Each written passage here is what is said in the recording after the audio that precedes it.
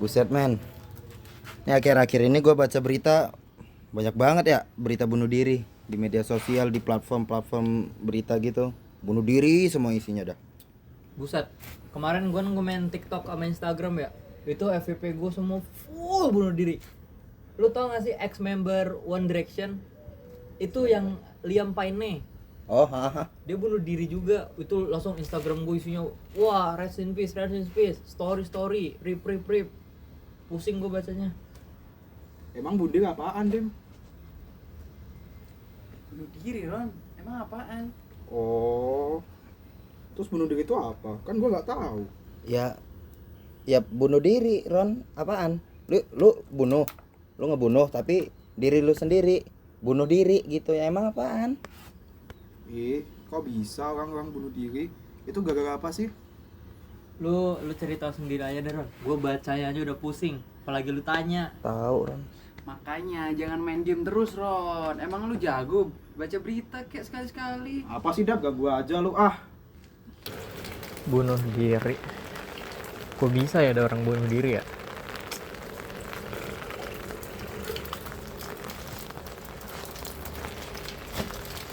Halo semua, jadi kelompok kami, saya Aldemas, Aaron, Aditya, dan Dava, kami akan membahas mengenai fenomena bunuh diri.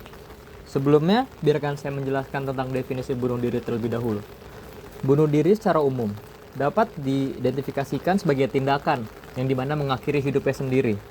Ini merupakan masalah kesehatan masyarakat yang sangat serius dan sangat kompleks, yang dimana disebabkan oleh berbagai banyak faktor, seperti contohnya depresi, hidup yang berat, penyakit mental, dan masih banyak lagi. Bunuh diri merupakan tindakan agresif yang dimana merusak diri sendiri dan dapat mengakhiri kehidupannya. Perilaku bunuh diri pada seseorang disebabkan karena banyak faktor, stres yang tinggi, kegagalan mekanisme coping dalam mengatasi masalah. Semakin hari, semakin banyak sekali korban-korban bunuh diri yang dapat kita lihat.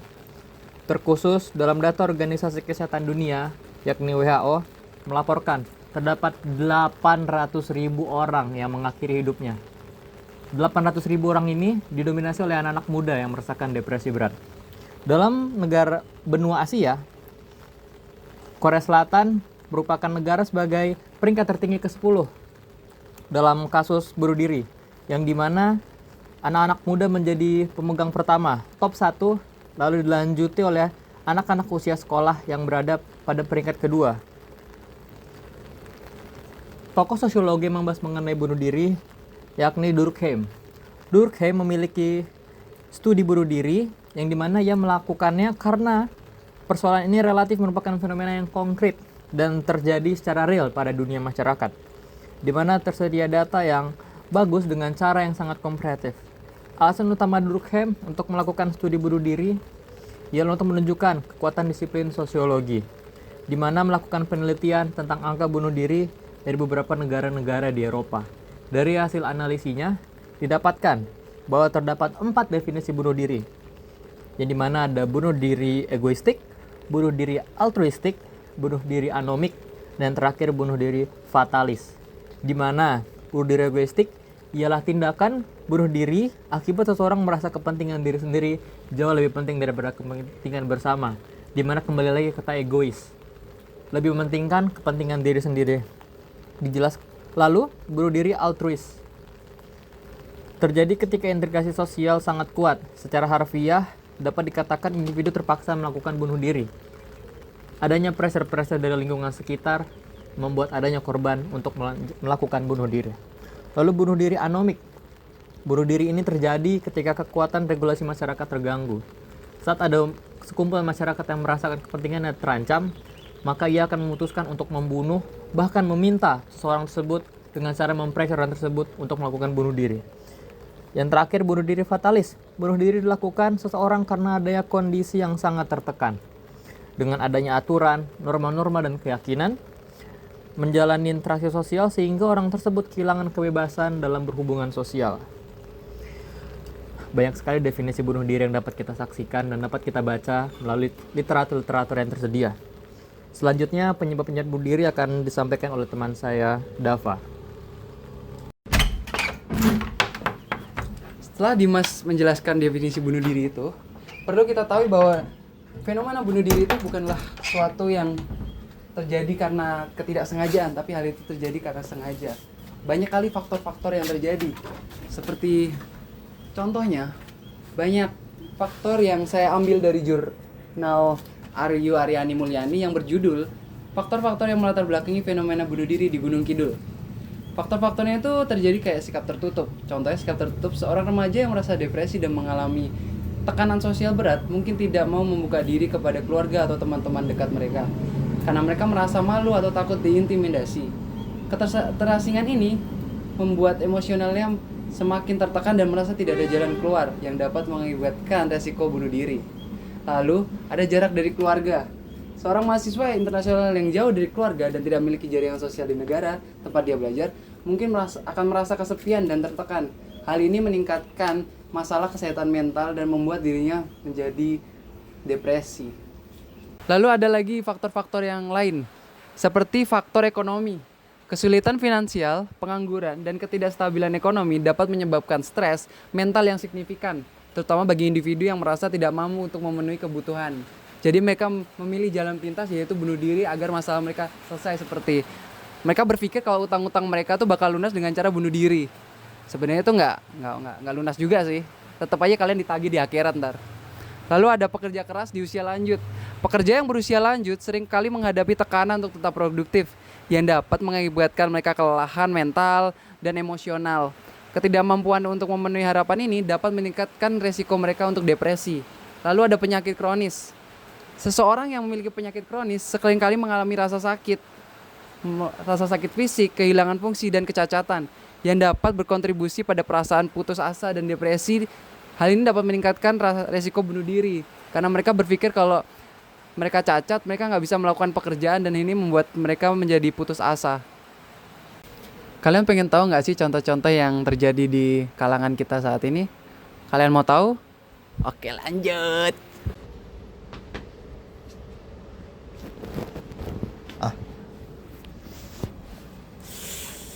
Oh iya, tadi kan udah dijelasin definisi sama penyebab-penyebab terjadinya bunuh diri tuh sama teman-teman aku, sama Demas, sama Dava.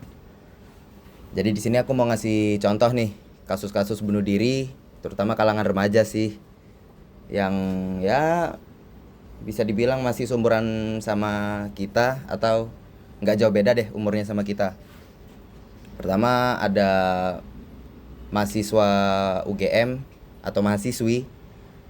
Itu pas aku baru nyampe Jogja, aku dengar kabar anak yang kuliah di UGM meninggal bunuh diri dengan cara lompat dari gedung Hotel Porta yang ada di Jalan Kolombo itu. Lompat tuh dari atas ke bawah. Serem. Abis itu ada juga mahasiswa UGM Fakultas Teknik itu meninggal bunuh diri dengan gantung diri di kamar kos. Jadi angker kosnya kayaknya sih. Abis itu belum lama ini sempat viral nih kasus di TikTok tentang mahasiswi UNES yang bunuh diri dengan lompat dari gedung mall dari lantai paling atas ke lantai paling bawah. Ya nggak kebayang sih. Abis itu kalau mau ngasih contoh apalagi satu-satu, kayaknya videonya nggak bakal cukup deh. Kalian bisa cari banyak banget kasus di media sosial atau di berita. Oh iya, tuh mahasiswa Atmajaya mau bunuh diri. Nah, tadi kan udah aku kasih contoh konkret nih tentang kejadian bunuh diri. Mulai dari yang lompat dari gedung yang tinggi, habis itu yang bunuh diri di kos. Nah, habis ini bakal dijelasin nih sama temanku untuk bahas tentang pencegahan gangguan mental, terutama untuk mencegah terjadinya bunuh diri. Oke, ditunggu ya. Oke, tadi kan udah dijelasin nih, ada definisi, penyebab, dan juga contoh kasusnya. Dan di sini aku akan menjelaskan tentang cara mengatasi kesehatan mental, yaitu yang pertama ada kayak pencegahan dan pendidikan melalui ikut kampanye, kesadaran, dan pelatihan bagi masyarakat serta profesional kesehatan, dan juga bisa mengikuti seperti seminar yang tentang kesehatan mental. Selain itu, ada deteksi dan intervensi dini seperti melakukan screening rutin, penilaian resiko, dan akses ke layanan konseling serta terapi. Selain itu juga, cara menjaga kesehatan mental bisa melalui kesehatan fisik, seperti berolahraga yang cukup dan teratur, seperti berolahraga seminggu 3 kali, dan juga menjaga pola makan yang sehat dan juga bergizi.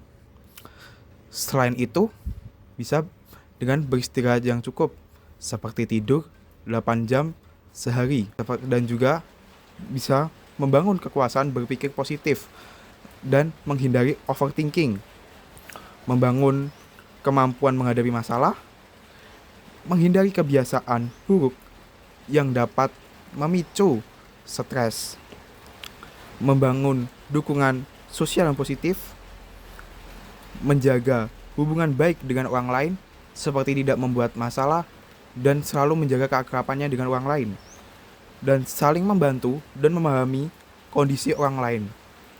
Jika kalian bermain TikTok, kalian bisa cari di daftar pencarian, kalian ketik yaitu I Want To Di. Itu adalah layanan kesehatan mental yang disediakan langsung oleh pemerintah. Dan yang terakhir, jika di kampus ada organisasi yang bernama SJK, Sahabat Jiwa Kampus, yang bisa membantu menjaga kesehatan mental kalian. Itu tadi adalah cara-cara untuk menjaga dan merawat kesehatan mental kalian. Tolong jaga kesehatan mental kalian ya.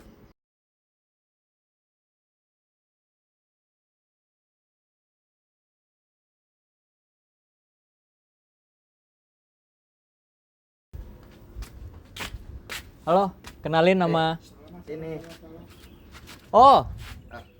Halo, kenalin nama saya Aldra Master Petrus Surbakti dengan NPM 23 Dalam video kali ini saya menjelaskan tentang definisi apa itu bunuh diri. Awas. Oke. Halo, perkenalkan nama Nggak kelihatan. saya Muhammad. Duduk Dap, sambil duduk aja. Nggak kelihatan? Kelihatan, men. Bagian tinggi baru. Perkenalkan nama saya Muhammad Dafa Pamungkas Budiarto dengan NPM saya 231008232. Ini jelasin apa, Dap? Gue ngejelasin penyebab bunuh diri. Faktor-faktor yang menyebabkan bunuh diri itu sendiri. Panas nih, guys. Det, duduk Det, pengenalan dulu Det. Tar. Ini gamenya Aaron seru juga ya. Pengenalan dulu Det. Oh, ya, nama saya Aditya Wicaksana, NPM saya 231008247. Di sini saya membahas tentang contoh-contoh konkret tentang bunuh diri. Udah main. Sabar dulu sabar dulu. Oh iya Pengenalan dulu. iya. Perkenalkan, nama aku Aaron Diswaksalandra, NPM 231008252. Di sini aku menjelaskan cara pencegahan agar tidak terjadinya bunuh diri. Ya udah, balik Ki. Oke.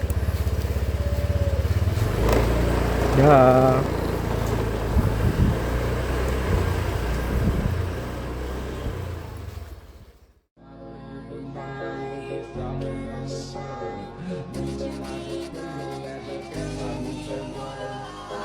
Halo. Ini gue kepanasan, Cok. Coba. Bunuh diri itu dapat bisa nggak sih? Rolling. Apa dulu? Kata-katanya pegang. Paham. Gini dulu Ran. Kasih dulu emot baju. Kata-katanya pegang. Gini Ran, gini. Iya, kasih Atma Jaya mau bunuh diri. Sebutkan, kita sudah mengetahui apa itu bunuh diri sendiri. Sekarang saya akan mengasih tahu apa penyebab dari bunuh diri itu sendiri. Ngasih tahu. Kata-katanya pegang. Bunuh diri bukan solusi. Yap. Awali pagi, dengan segelas kopi.